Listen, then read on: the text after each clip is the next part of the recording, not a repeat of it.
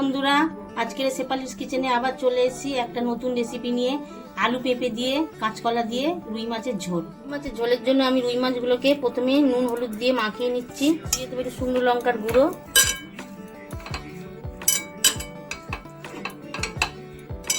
আমার মাছগুলো মাখানো হয়ে গেছে, এবার আমি এগুলো কড়াইতে বসিয়ে দেবো। কড়াইটা গরম হয়ে গেছে, আমি এতে দিয়ে দেবো সর্ষের তেল।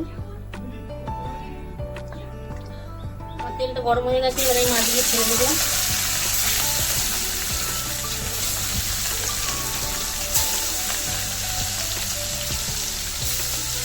বন্ধুরা, আমি মাছগুলো ভেজে নিয়ে তারপর আমি আবার হয়ে গেছে, এগুলো আমি কড়া থেকে তুলে নিয়েছি। এবার আমি যে সবজিগুলো এর মধ্যে দেবো, এটা তো জ্যান্ত মাছের ঝোল, ওই জন্য আমি পেঁপে, কাঁচকলা আর আলু এই তিনটে দিয়ে আমি ঝোলটা করব। ঠিক আছে, এর মধ্যে আমি সরষের তেল দিয়ে দিলাম সবজিগুলো ভাজার জন্য। প্রথমে এর মধ্যে আমি আলুটা ভাজবো।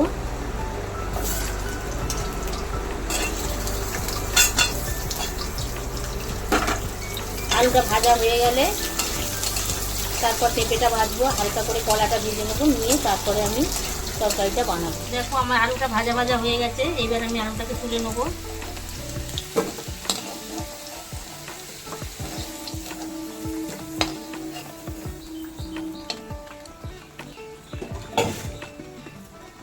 এবার আমি পেঁপেগুলোকে আর কলাগুলোকে একসাথে ভেজে নেবো।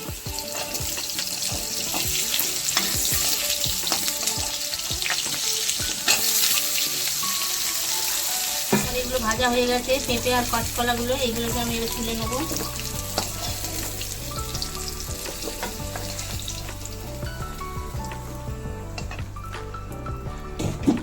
এবার এর মধ্যে আমি দিয়ে দেবো সরষের তেল অল্প একটু, দিয়ে দেবো 5 ফোড়ন,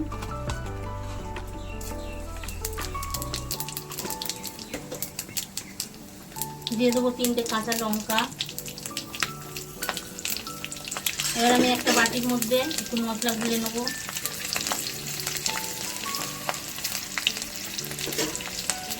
গুঁড়ো নিলাম, জিরে গুঁড়ো নেবো একটু হলুদ গুঁড়ো। এবার আমি এটাকে একটু জল দিয়ে গুলে নেব।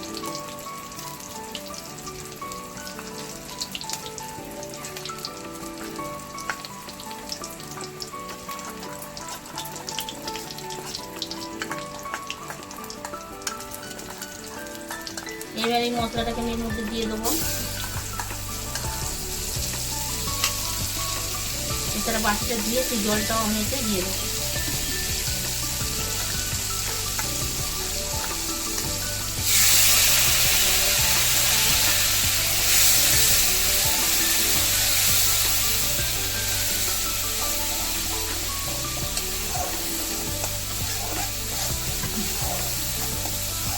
সবজিগুলো এর মধ্যে দিয়ে দেবো।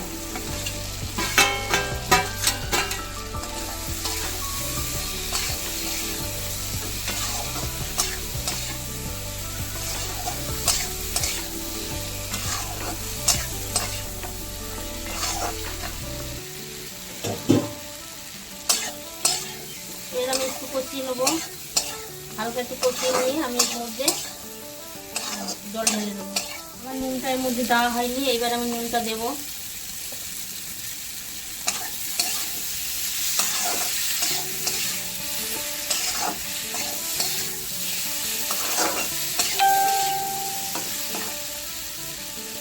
এবার আমার মশলাটা কষে গেছে, জল ঢেলে দেবো।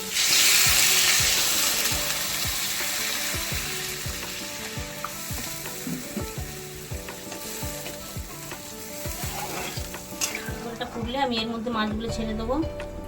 আমি এটা 10 মিনিটের জন্য ঢাকা দিয়ে রেখেছিলাম। আমার সবজিগুলো সব সিদ্ধ হয়ে গেছে, এবার আমি মাছগুলো এর মধ্যে দিয়ে দেবো। দিয়ে 2 মিনিট ফুটিয়ে আমি এটা নামিয়ে নেব। দেখো বন্ধুরা, আমার রুই মাছের ঝোল রেডি হয়ে গেছে। আপনাদের যদি পছন্দ হয়ে থাকে একটা লাইক আর একটা কমেন্ট শেয়ার করে দেবেন।